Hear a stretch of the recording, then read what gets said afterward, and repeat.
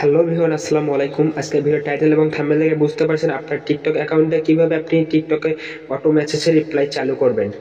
বেশি কথা না বলে চলুন ভিডিওটি শুরু করা যাক। ভিডিওটি শুরু করার আগে আপনাদের কাছে ছোট্ট একটি রিকোয়েস্ট, আমাদের চ্যানেলে নতুন হলে অবশ্যই চ্যানেলটি সাবস্ক্রাইব করবেন। ফার্স্ট অফ অল আপনি আপনার টিকটক অ্যাপসটি ওপেন করবেন।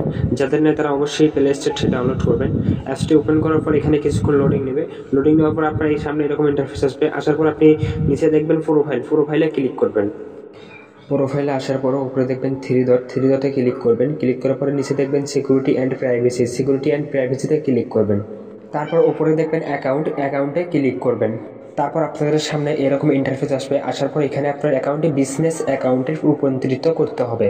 তারপর আপনি এখানে ক্লিক করবেন। ক্লিক করার পর কিছুক্ষণ লোডিং নেবে। লোডিং নেওয়ার পর আপনাদের সামনে এরকম ইন্টারফেস আসবে। আসার পর এখানে নেক্সট, তারপর আবারও নেক্সট দেবেন। নেক্সট দেওয়ার পর আবারও নেক্সট দেবেন।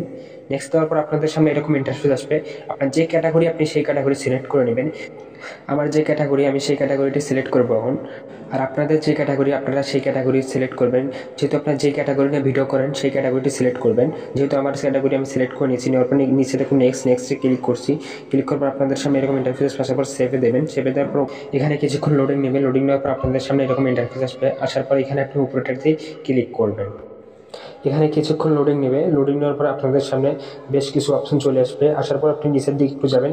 যাওয়ার পর এখানে দেখবেন অটো মেসেজে ক্লিক করবেন। ক্লিক করার পর এখানে আপনাকে কিছুক্ষণ লোডিং নেবে। লোডিং নেওয়ার পর আপনাদের সামনে এরকম একটা ইন্টারফেস আসবে। আসার পর এখানে নিচে ওপেন করবেন। ওপেন করার পর আপনাদের সামনে এরকম ইন্টারফেস আসবে। আসার পর উপরে মেসেজ দেখবেন। মেসেজে ক্লিক করে এখানে পাবলিক করে দেবেন। এপ্রিয়ন করে দেওয়ার পর নিচেরটাও এখানে পাবলিক এপ্রিয়ন করে দেবেন। এপ্রিয়ন না করলে কিন্তু আপনার অটো মেসেজের সেটিং চালু হবে না।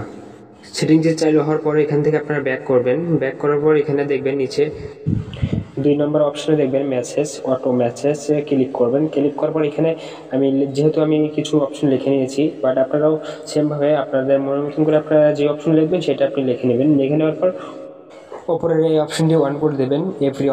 এপ্রিয়ন করে দেওয়ার সাথে সাথে আপনার অটো মেসেজের সেটিংটি অন হয়ে যাবে। আজকে মূলত এই ছিল ভিডিও। যদি ভিডিওটি ভালো লাগে অবশ্যই চ্যানেলটি সাবস্ক্রাইব করে আমাদের পাশে থাকবেন।